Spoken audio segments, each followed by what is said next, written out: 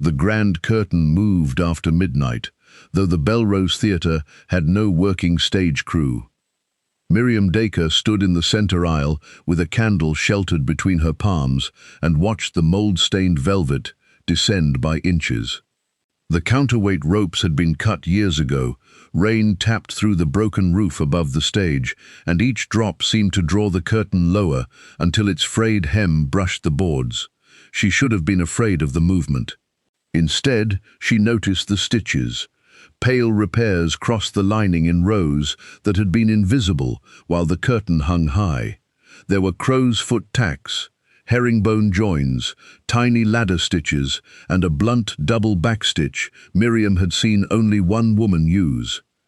Orla, too, the wardrobe mistress who had taught her to cut a bodice by grain rather than fashion, had called that last mark a poor seamstress's signature, too slow for ordinary work, too stubborn ever to fail.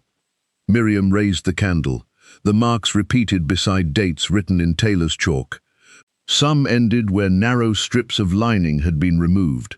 One cut was fresh, its edges had not yet gathered dust, and muddy boot prints led from the stage toward a locked side door. Someone else knew that the old fabric was keeping a record.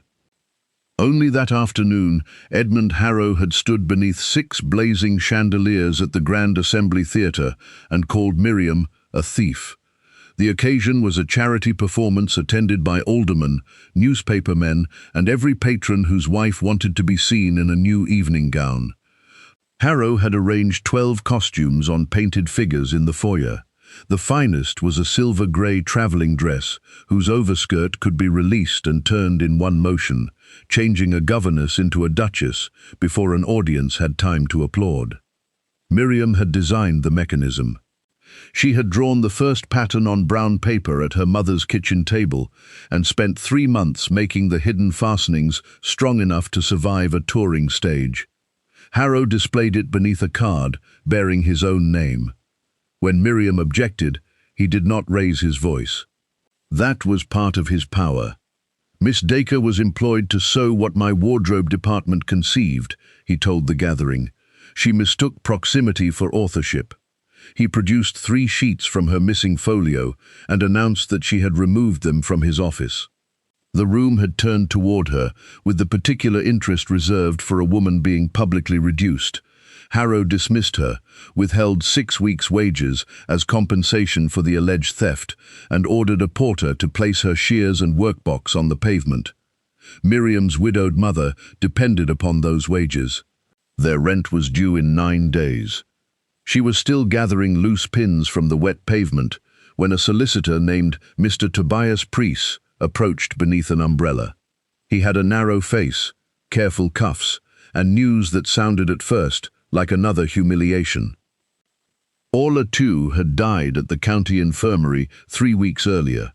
Under a will signed 18 months before, she left Miriam the Belrose Theatre, including the building, the yard behind it, and any fixtures not separately claimed by creditors. The theatre had been closed for 7 years after a fire damaged the fly tower. Its roof leaked, its license had lapsed, and unpaid rates exceeded £26. There is also a municipal notice, Preece said. The west wall and stage tower are considered unsafe. You have 14 days to submit a stabilization plan or consent to demolition. Edmund Harrow arrived before Miriam could answer. He had not followed her by chance. Preece had sent formal notice to every known claimant that morning. Orla always possessed a talent for burdens, Harrow said. I will give you £8 for the property and assume the rates. More than charity, considering what occurred today. The offer would keep Miriam and her mother housed through winter. It would also surrender the only place connected to Orla, who had vanished from Miriam's life after Miriam accepted work under Harrow. Why do you want a condemned theatre? Miriam asked. The site adjoins my scenery warehouse. His answer arrived too smoothly. Miriam took the keys from Preece. I accept the bequest. Harrow looked at her workbox on the pavement. Then you have exchanged employment for rubble. By dusk, she had entered the Belrose through a warped lobby door. The theatre occupied the end of a narrow commercial street in Hollandby, its brick facade covered by dead ivy and flaking posters. Inside, damp had loosened the gilt plaster. Seats leaned at uncertain angles. The orchestra pit held rainwater and fallen programs. Yet the horseshoe balcony remained elegant beneath soot, and the painted ceiling still showed a ring of faded roses around a blackened gas sun. Miriam tested every tread before trusting it. She had spent 15 years in theatres and knew that beauty was often nailed over haste. The auditorium roof appeared sound enough near the entrance, but the stage tower groaned whenever the wind pressed its damaged slates. She chose the old ticket office for shelter because it stood apart from the stage and had a small iron stove. There she found Orla's last inventory. It listed chairs, lamps, pulleys, flats, wardrobes and curtains, but no values. Across the bottom, Orla had written, "Cloth remembers the hand better than paper remembers the name." At midnight, the curtain moved, revealing its stitched record and the fresh cut. Miriam did not unlock the side door.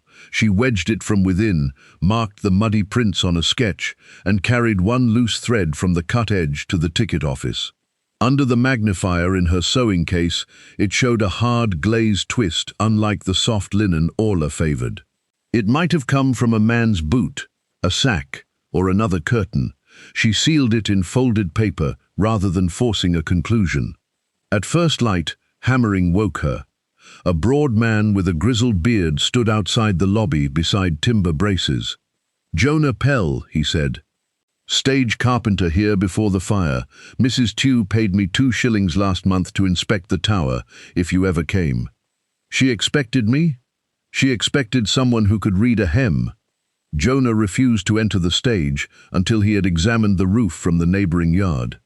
He found that rainwater had collected in the lower fold of the grand curtain, adding enough weight to overcome a rusted break and lower it.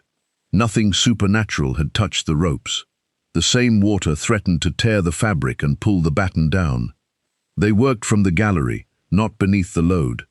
Jonah secured the break with a chain, while Miriam opened the curtain's bottom seam at 2 safe points and drained the water into buckets. The velvet rose several inches, then held. "Harrow sent men here last week," Jonah said. "Said he was measuring for demolition. Orla had been dead 2 days. Miriam showed him the fresh cut. He recognized the boot pattern in the mud as common among Harrow's scene crews, though he would not swear to a particular man.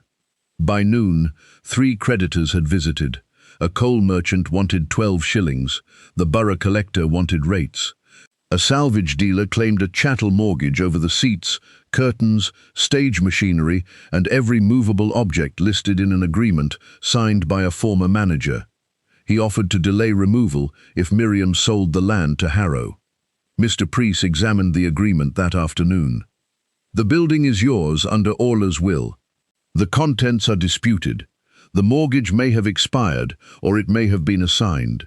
We need the original registration and payment history. How long?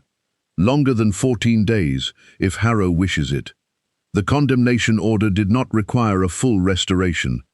Borough Surveyor Walter Nix gave Miriam 4 days to provide an engineer's estimate for temporary bracing, roof drainage, fencing, and removal of loose masonry. Jonah estimated £12 for materials and labour if they saved only the lobby, auditorium front, and 1 dressing room. The stage could be entered only under controlled conditions.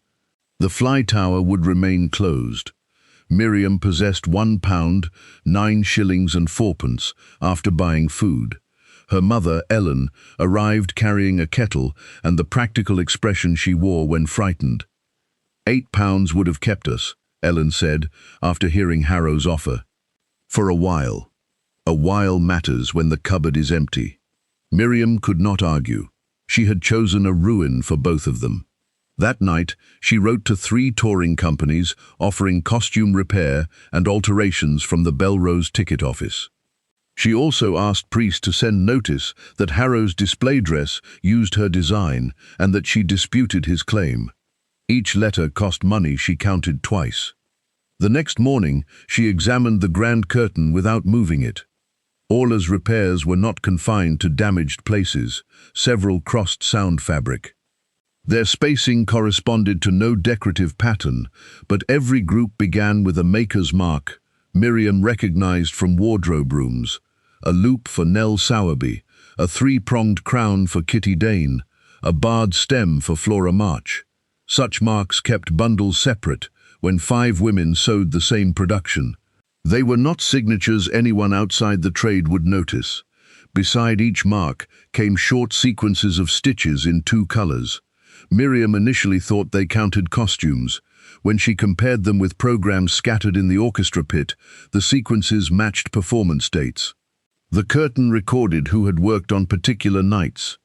Official playbills named leading actors, managers, composers, and sometimes the scenic artist. They did not name dressers, menders, laundresses, chorus women, or children who carried baskets across the stage. The curtain did.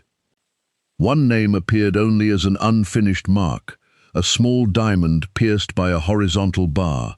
Miriam had seen it on the hidden fastening of her silver-grey dress. It was her own. Orla had stitched Miriam into the Belrose record years after the theatre closed. Someone knocked 3 times on the lobby glass. A woman of about 40 stood outside in a faded plum coat, her left hand held stiff against her waist. Miriam recognized Nell Sowerby from the looped maker's mark and from a photograph Orla once kept above the cutting table. Nell did not come to welcome her. "Harrow says you stole his designs," she said. "Orla said he stole yours. One of you is lying, and I have buried enough friends to dislike choosing badly." Miriam led her no farther than the safe front aisle. When she showed the looped stitches, Nell's guarded face changed. "I made that mark because I could not write then," she said. "Orla taught each of us one that no foreman could mistake." "What do the colored counts mean?" Nell looked toward the hanging curtain. "Money, perhaps. Or performances. We paid a penny from certain nights into a wardrobe fund. When a girl fell ill, Orla found rent or broth. After the old manager died, Harrow's father said no such fund had existed." "Did you see accounts?" "Only what we put into the hem." Orla said paper could be taken from a woman. No man would trouble himself over mending. Nell would not yet give a statement. She wanted proof that Miriam intended to preserve the record rather than use it to win her private quarrel. She left one address and a warning. "If Harrow knows the curtain bears your mark, he will not wait for the borough to pull it down." That evening, an envelope slid beneath the lobby door. Inside was Harrow's new offer, £15, valid until noon the next day. Wrapped around it was a strip of old red velvet cut from the Belrose curtain. Miriam matched the torn edge to the fresh gap. Along the strip, someone had deliberately unpicked every pale stitch. She took the velvet to Mr. Preece before answering the offer. He placed it between clean sheets of paper and wrote the date across both seals. A cut strip did not prove who had entered the theatre, but Harrow's decision to send it showed knowledge he had denied possessing. "He expects you to be frightened by what he can reach," Preece said. "I am frightened." "Good. Fear is useful when it makes one label evidence." Miriam refused the £15. The refusal cost her quickly. Harrow warned the town's theatrical suppliers that she was accused of theft. 2 touring companies declined her offer of repair work. The third sent 6 cavalry uniforms with split seams because no reputable wardrobe would take such a small commission. Miriam set up a cutting board across the ticket counter and worked by North Light. Ellen brushed the uniforms, Jonah repaired the stove, and Nell returned with a basket of thread she claimed was worth nothing. Miriam paid her 6pence for it. "I did not ask wages," Nell said. "That is how women's work disappears." Nell looked at her for a long moment, then accepted the coin and signed a receipt with the name Orla had taught her to write. The uniforms earned 11 shillings after postage and materials. It was not enough for the braces, but it was the first income the Belrose had produced in 7 years. More important, The work revealed a practical use for the safe front rooms.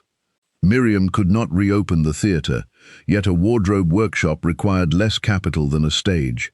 Jonah recruited 2 carpenters willing to defer half their wages. They fenced the rear yard, removed loose slates from the street side, and braced the lobby wall. Miriam sold the ticket office's brass speaking tube, after priests confirmed it was not disputed, to buy timber.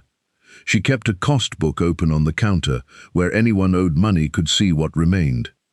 Harrow's salvage dealer arrived on the 5th day with 4 men and demanded the seats and curtains. Priest served him notice that the alleged chattel mortgage bore no evidence of renewal after the former manager's death. Walter Nix, the borough surveyor, barred removal of the grand curtain because disturbing its batten could destabilize the damaged proscenium. The dealer withdrew until a magistrate could review the claim. The reprieve lasted 48 hours. Miriam used them to document the curtain. Jonah erected a narrow scaffold in the front stage area, certified safe by Nix. Miriam never stood beneath the batten. Working from one side, she laid tracing cloth against the lining and copied each mark, thread color, and interval. Nell identified 6 makers. 2 more women came after hearing that she had been paid for her knowledge. Ada Kells, once a laundress, and Ruthie Snow, who had danced in the chorus until a trapdoor injury ended her career. The stitch counts matched performance dates, but also something else. On benefit nights, a line of blue silk appeared after each maker's mark. Miriam compared the lengths. 1 inch for a penny, 2 for 2p, then a knotted loop when a woman received assistance. Ada remembered the rule. 1 penny from a full house, a halfpenny from ordinary nights. Nothing if wages were cut. The official Belrose cashbook, found warped but legible in the manager's office, listed wardrobe expenses as fixed weekly sums. It showed no deductions and no fund. Yet newspaper reviews named sold-out performances on the same nights the curtain bore long blue counts. This establishes a pattern, Priest cautioned. Not a balance, not beneficiaries, and not theft. Miriam knew. Cloth could preserve a memory without making it legally sufficient. They needed independent records. The municipal archive held licensing papers and fire inspections, but no wardrobe accounts.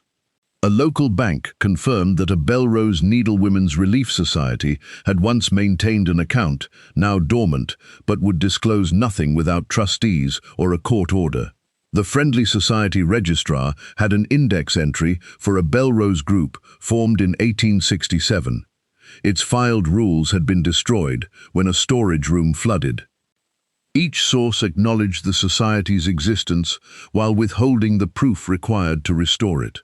On the 7th morning, Miriam received one of her letters back unopened. Written across it in Harrow's hand were 4 words: "A thief cannot trade." That afternoon, a girl collapsed outside the Belrose carrying a bundle of blue satin. She was 17, thin beneath stage paint, and introduced herself as Rosa Pell, Jonah's niece. Harrow's wardrobe mistress had ordered her to remake 6 dancers' bodices overnight using Miriam's disputed quick-change fastening. When Rosa said the mechanism was unsafe without the reinforced stay Miriam had specified, she was dismissed and denied 2 weeks' wages. Inside the bundle, Miriam found copies of her design cut by less experienced hands. The release tabs had been placed against the dancers' ribs. Under strain, the metal hooks could tear cloth and skin. "The premiere is tomorrow," Rosa said. "They will wear them anyway." Miriam could report the danger to the theatre licensing authority, but Harrow would call it retaliation. She could also repair the bodices herself, spending the night and the money intended for the final roof brace. If she did nothing, 6 women would face injury in a mechanism bearing the shape of her work. Jonah argued for the brace. Rain was forecast, and the borough deadline expired in 2 days. Ellen said nothing, which meant the choice frightened her too much for advice. Miriam laid the first bodice on her board. "Rosa, show me which dancers fit each one. Nell, cut 6 stays from the stoutest coutil. They worked through the night. Miriam altered the mechanism so it released outward rather than inward, reinforced every stress point, and stitched a small white diamond inside each corrected garment. She sent the bodices to the dancers with a written warning and asked each recipient to sign that the alteration came from her workshop. At dawn, the roof over the lobby passage dropped 3 inches. Jonah shored it before it fell, but the timber cracked, and Walter Nix failed the inspection. "You need another beam by tomorrow noon," he said. "Without it, I cannot recommend delay of demolition." Miriam had 1 shilling and 8 pence. The dancers arrived before noon. All 6 had worn the repaired bodices safely. They brought their signatures, the damaged original tabs, and a collection of 9 shillings from the Grand Assembly Company. Harrow had fined them for altering company property. They had paid Miriam before paying him. Nell added 2 shillings. Jonah surrendered his deferred wages. Ellen placed her wedding brooch on the counter. Miriam refused the brooch, accepted the loans in writing, and bought the beam. Nix granted a 30-day stabilization period. The stage tower remained condemned, but the lobby, front auditorium, wardrobe corridor, and 2 dressing rooms could be used under posted limits. The decision did not save the theatre. It created time in which saving part of it became possible. That evening, Miriam and Jonah entered the wardrobe corridor for the first time. The upper room was not hidden. Its door had been sealed after the fire because the adjacent stair was unsafe. Jonah built a temporary exterior stair from the yard, and Nix inspected it before use. Inside, dresses had decayed on their forms until sleeves hung without bodies. Mice had taken paper patterns for nesting. Rain had stained the cutting tables. No intact folio waited in a dry chest. Orla had known paper's weakness too well for that. Along one wall stood wooden pattern blocks, shaped for collars, cuffs, bodice fronts, and sleeve heads. Each bore notches at measured intervals. Miriam fitted a surviving curtain, tracing against a block, and discovered that the stitch groups aligned with its edge.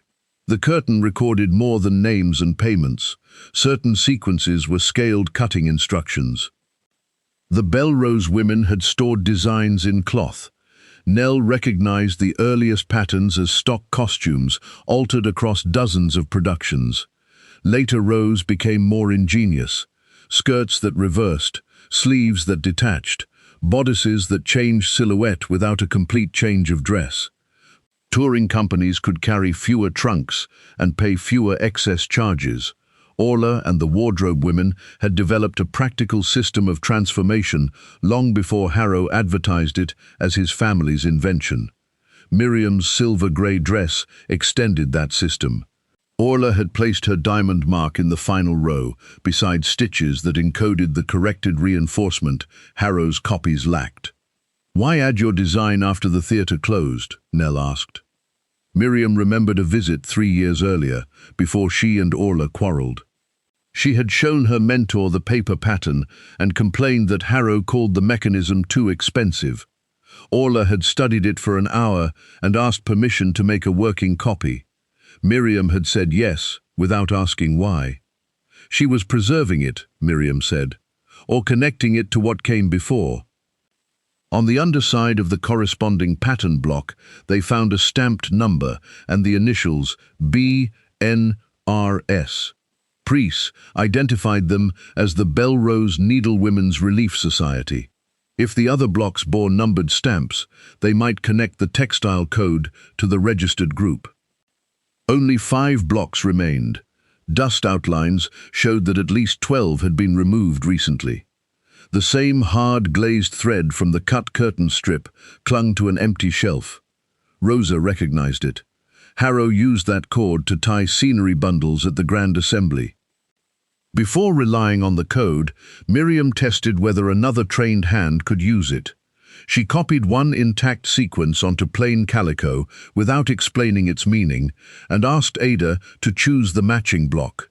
Ada selected the correct sleeve head but reversed the season count.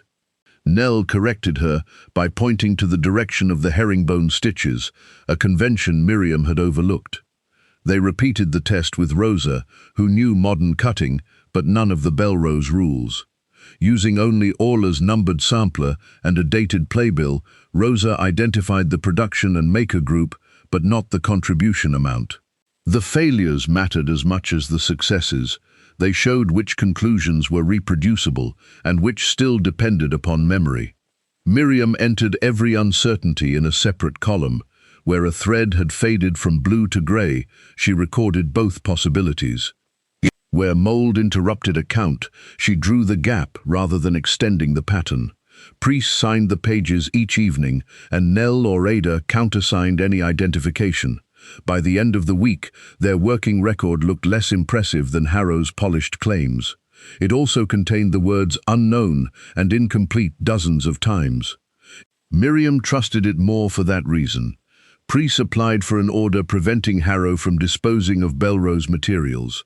Harrow responded with affidavits claiming his father had purchased all wardrobe designs, blocks and curtains under the old chattel mortgage. He admitted taking the blocks for safekeeping before Orla's death, asserting that she had given him permission. A useful admission, Priest said. He places the objects in his possession, but unless we prove the society owned them, he may still prevail. The 5 stamped blocks offered a path. The bank agreed that serial numbers could be compared with its sealed account description if recognized trustees came forward. Nell, Ada and Ruthie were contributors, but not officers. Orla had been secretary. The last listed trustees were an actress named Celestine Rook and a dresser named Martha Venn, both presumed dead. Miriam posted notices in theatrical lodging houses from Leeds to Scarborough. Replies came slowly.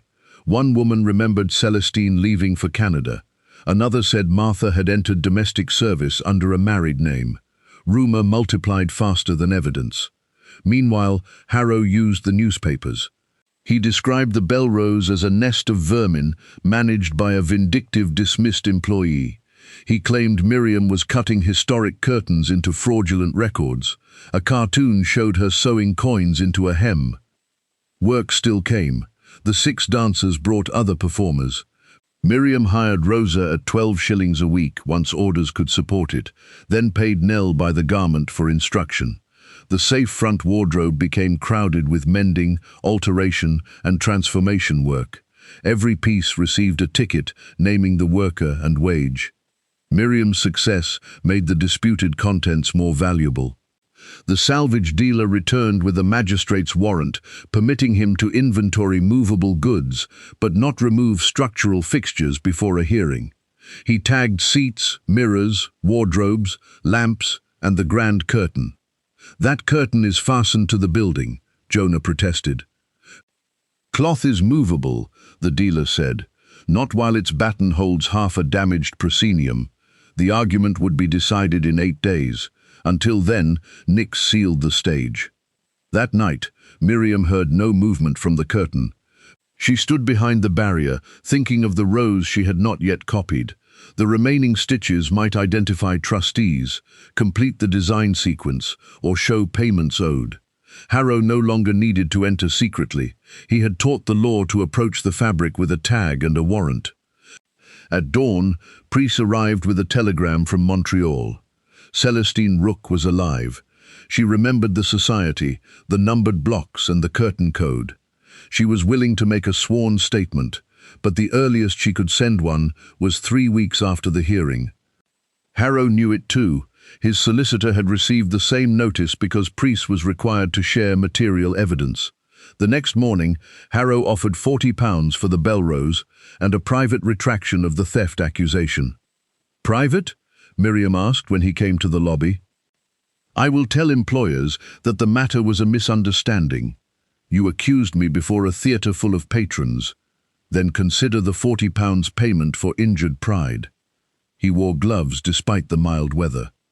Miriam noticed a strand of blue thread caught at one cuff, the precise indigo shade used in the society's contribution counts. It might have come from any theatrical cloth. She did not reach for it or make an accusation. Harrow mistook restraint for uncertainty. Celestine Rook is an old woman across an ocean, he said. Memories weaken, fabric rots, courts prefer accounts. Then why offer £40? For the first time his pleasant expression thinned.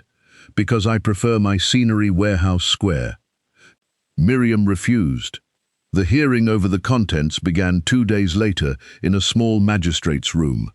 The salvage dealer produced the chattel mortgage, an assignment to Harrow, and an inventory describing all curtains, scenery, wardrobe forms, patterns, seats, lamps, and appurtenances. Preece argued that property belonging to the Relief Society could never have been pledged by the theatre manager. The stamped blocks suggested separate ownership, but without the society rules or a trustee's statement, the magistrate would not decide the entire claim. He allowed removal of ordinary seats and mirrors. He forbade sale of stamped blocks. He reserved judgment on the grand curtain pending an expert assessment of whether it was structurally attached. The following morning, Walter Nix found the stage seal broken. The grand curtain was gone. Harrow's dealer had arrived before dawn with men and a new engineer's letter declaring the batten independently supported. They cut the velvet into 4 vertical panels to lower it without the damaged machinery. By the time Nix reached the theatre, a wagon had carried the fabric away under the inventory order. The proscenium remained standing. The removal had been legal in its method and disputed in its scope. That made it harder to reverse than simple theft. Miriam climbed the safe scaffold and looked at the bare opening. 3 weeks of documentation had covered barely half the lining. The central rows, including the earliest society records, were gone. When Jonah found a narrow trail of blue fibers leading through the yard, she followed it to the street, and no farther. Nell sat in the empty auditorium and wept without sound. Ada accused Preece of trusting paper. Jonah blamed Nix for accepting the engineer's letter. Rosa wanted to march to the Grand Assembly and take the curtain back. Miriam had caused the delay that gave Harrow time. She had assumed the seal and hearing would protect the fabric while she pursued perfect proof.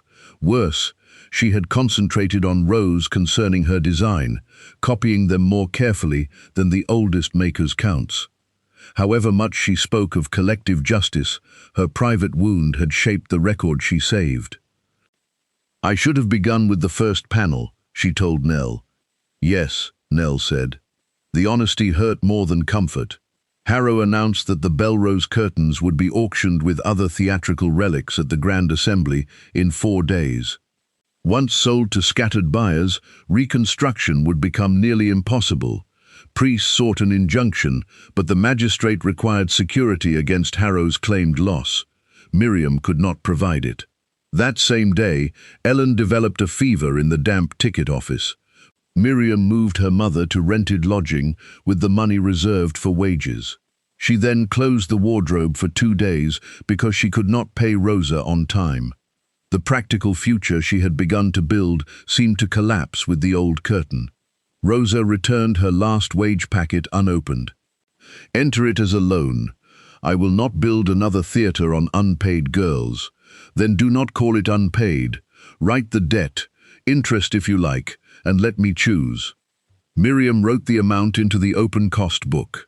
Rosa signed beneath it. The distinction between sacrifice and exploitation lay partly in whether the worker could see the terms and say no. They resumed repairs. Nell brought the tracing cloth copies to the cutting table. Orla never trusted one hem with everything, she said. We marked costumes too, small pieces, only while they remained in stock. Most Belrose costumes had been sold, reused or eaten by damp. Yet touring wardrobes across the north might still contain fragments. Miriam sent circulars describing makers' marks without revealing the code. Performers arrived with old cuffs, collars, underskirts and linings. Many bore isolated signatures. Some carried blue counts that could be aligned with dated production labels. The record had not survived in one object. It had traveled on women's backs. Some fragments contradicted them. A yellow cuff carried Nell's loop beside a date when Nell swore she had been ill in Whitby. The payroll named no substitute. Rather than discard the cuff, Miriam traced its history through a touring actress who had bought the costume at the Belrose closing sale. A faded laundry mark led to Ruthie, who remembered borrowing Nell's maker sign during a week when untrained girls were punished for mistakes. The discovery forced them to change an assumption. A mark could identify responsibility for a bundle, not always the hands that performed every stitch. That distinction altered 32 entries. It also explained why Orla paired maker signs with office marks and contribution counts. No single symbol named a person reliably, the surrounding sequence did. Harrow's solicitor later tried to use the corrected entries as proof that the entire record was fanciful. Miriam preserved the first version beside the revision and wrote why each change had been made. A method that could admit error, Priest said, was harder to attack than a memory polished until it never wavered. Jonah examined the empty curtain batten and found stamped numbers along its iron rings. The sequence matched the pattern blocks.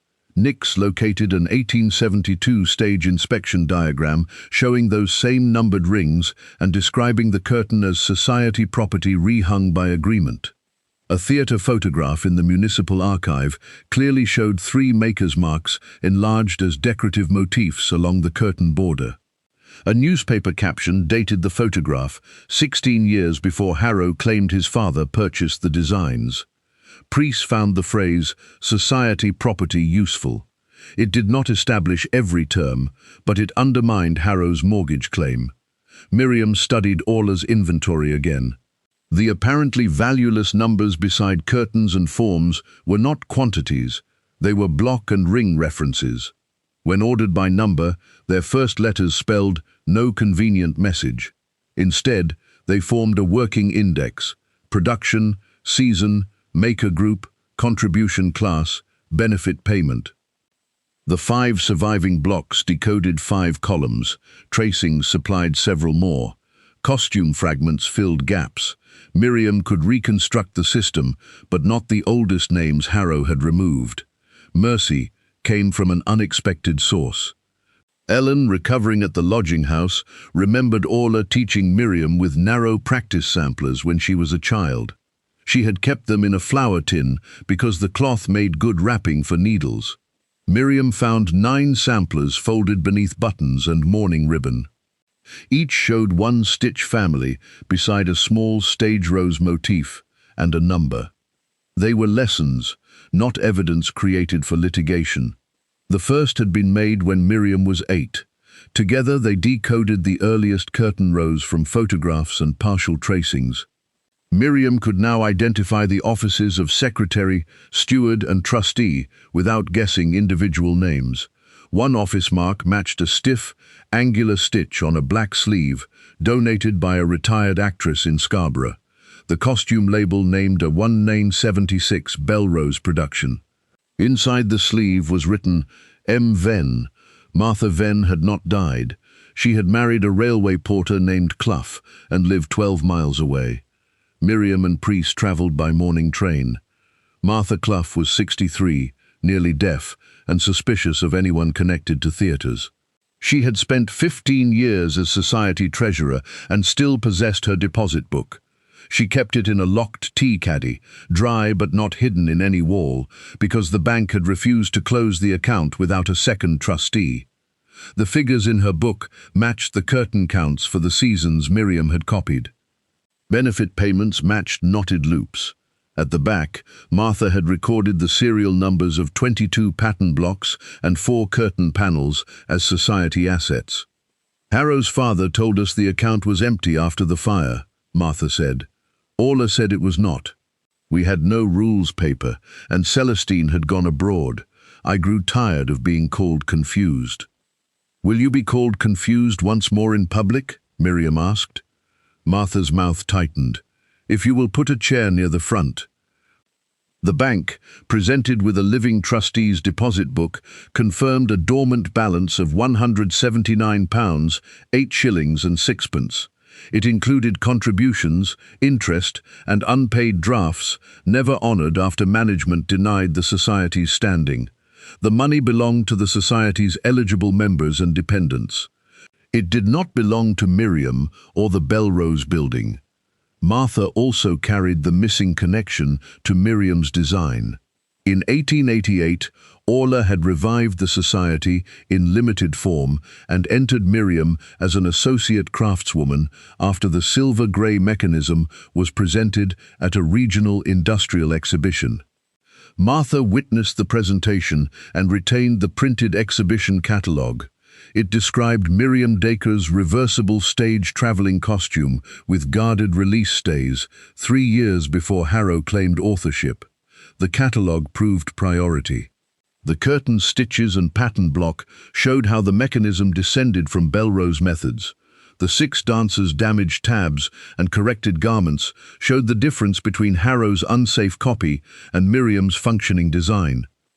They now possessed a chain, not a miracle, dated fabric, maker marks, printed programs, inspection diagrams, a bank account, a trustee's deposit book, an exhibition catalogue, witness statements, supplier receipts, and the physical errors in Harrow's copies. But Harrow still held the curtain panels, and the auction was the following day. Miriam entered the grand assembly through the public doors with Priest, Martha, Nell, the 6 dancers, Jonah, Nix, and 2 bank officials. Harrow had hung 1 Belrose panel behind the auction platform as decoration. The other 3 lay folded on a table. He had arranged the stolen pattern blocks in a glass case and labeled them the Harrow Family Transformation System. Miriam felt anger rise, hot and simplifying. She could have shouted that everything was hers. It was not. Much belonged to women whose names she was only beginning to recover. Priest served the auctioneer with the bank's notice recognizing Martha as surviving trustee and asserting the society's claim. The auctioneer postponed the curtain and blocks, but continued with seats and mirrors. Harrow called the notice a theatrical stunt and challenged Miriam to demonstrate that the stitches meant anything. "Not here," Priest whispered. "We can wait for court." Martha settled into the chair placed near the front. "We have waited 20 years." The newspaper men were already sharpening pencils. Miriam accepted Harrow's challenge on conditions. The curtain remain untouched, the objects be examined in public view, and every conclusion be checked against an independent record. Harrow agreed, because he believed she could decode only what Orla had told her. Miriam began with Nell's loop mark. Nell identified it before seeing the program. A reporter then drew a random dated playbill from a box. The blue stitch count for that date matched Martha's deposit entry. A knotted benefit loop matched a bank draft issued to Ada after her husband's death. Nix's 1872 diagram matched the ring and block numbers. The Scarborough sleeve matched Martha's office stitch and carried its original production label. Harrow dismissed them as old women's recollections arranged in advance. Miriam turned to the silver-grey pattern. "Then let us use your own work."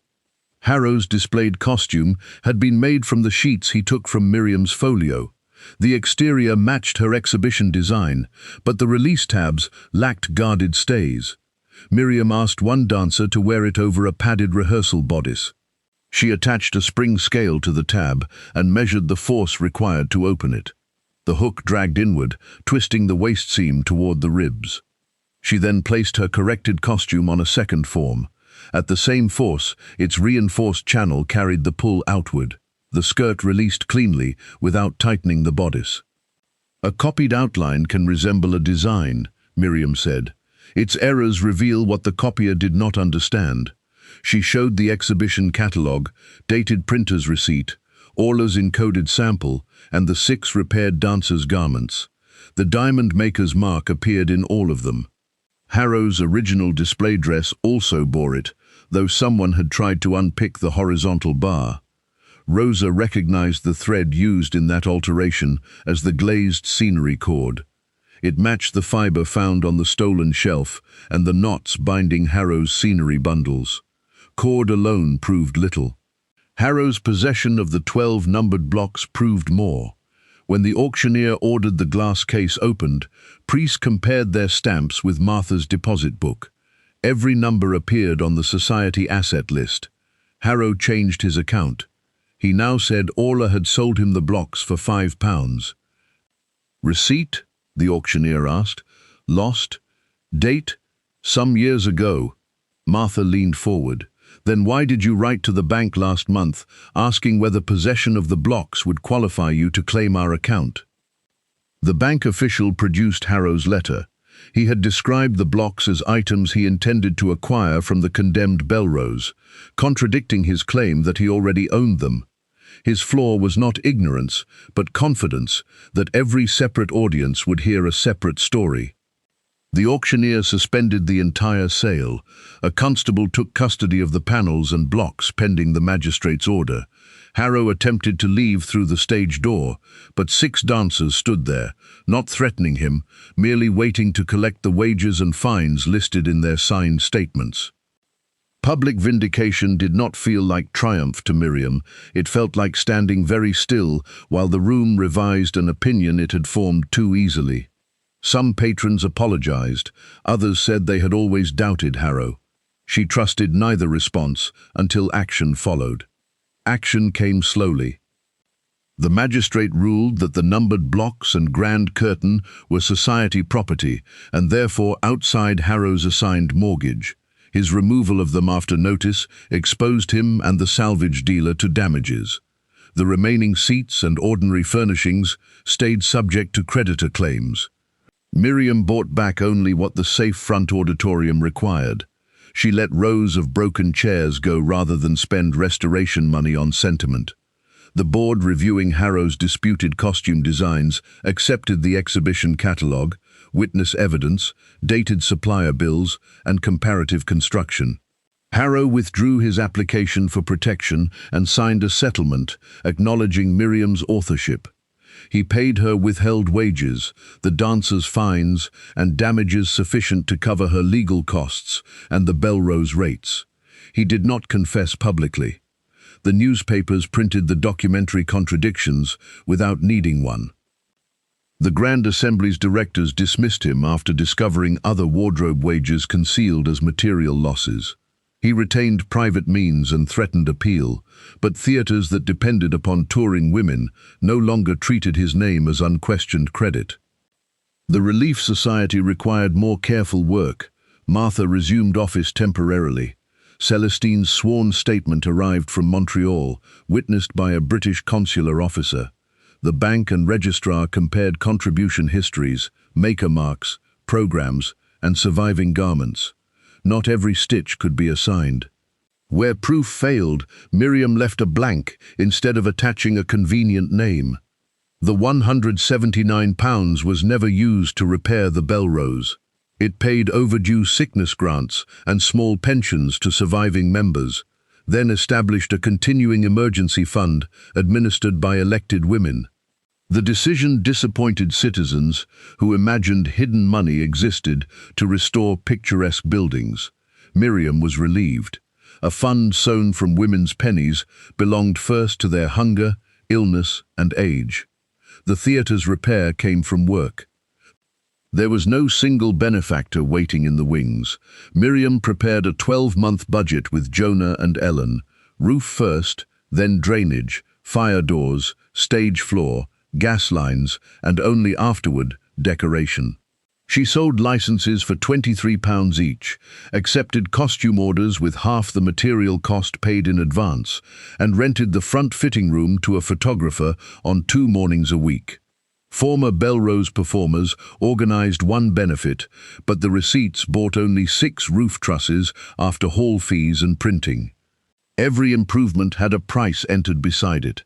When a wealthy patron offered £50 on condition that the reopened house carry her husband's name, Miriam declined the condition and accepted £10 from her without naming rights. Some called that foolish.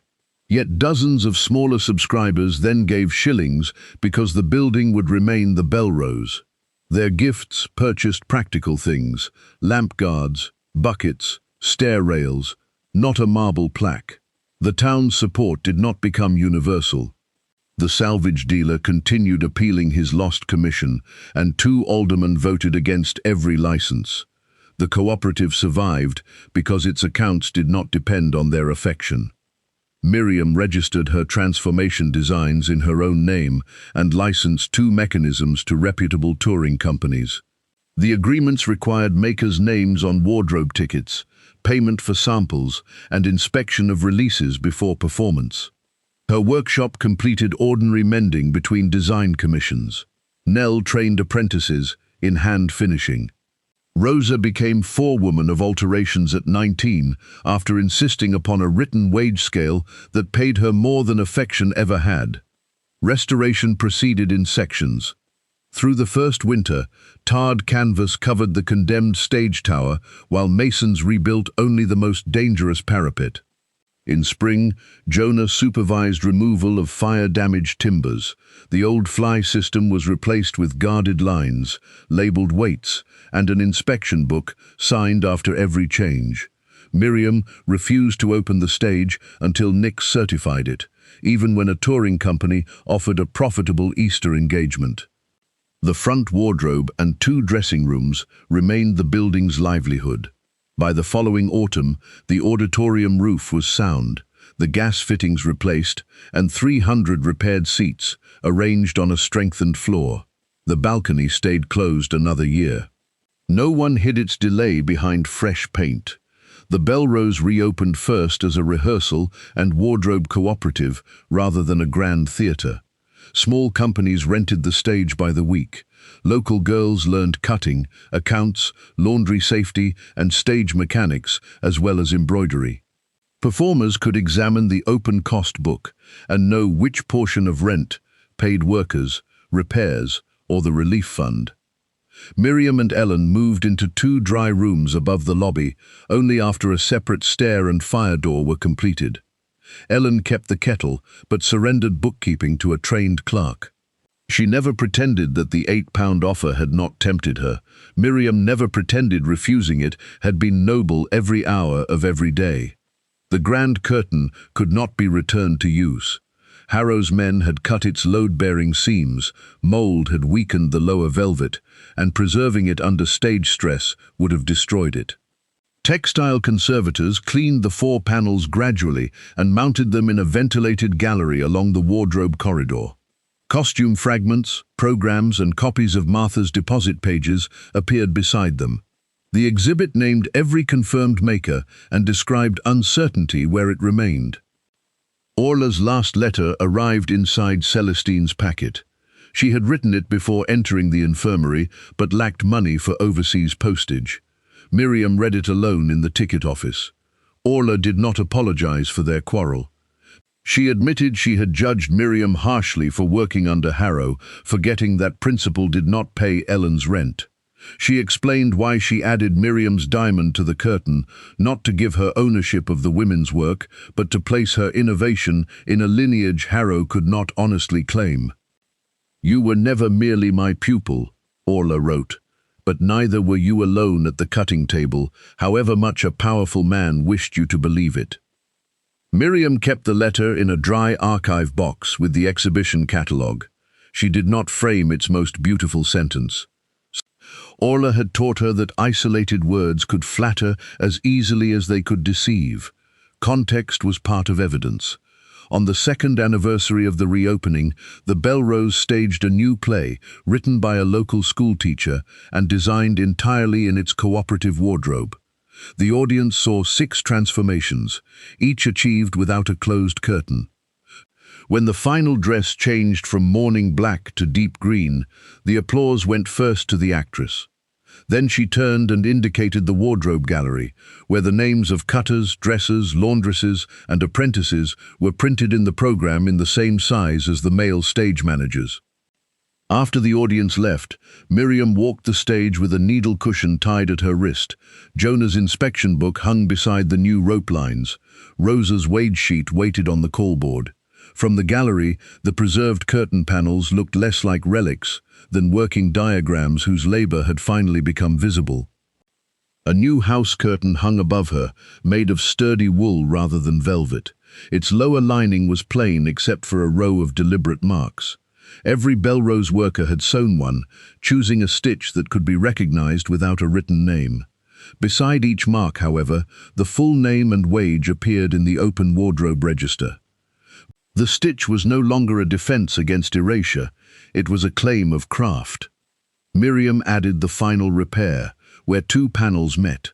She used Orla's blunt double backstitch, then set one small diamond beside it, not hidden in a hem, but visible at eye level when the curtain descended. The brake released. The new curtain lowered smoothly, moved by a crew whose names were known and by machinery whose condition was recorded. It met the stage without mystery. Along its edge, every stitch remained in view,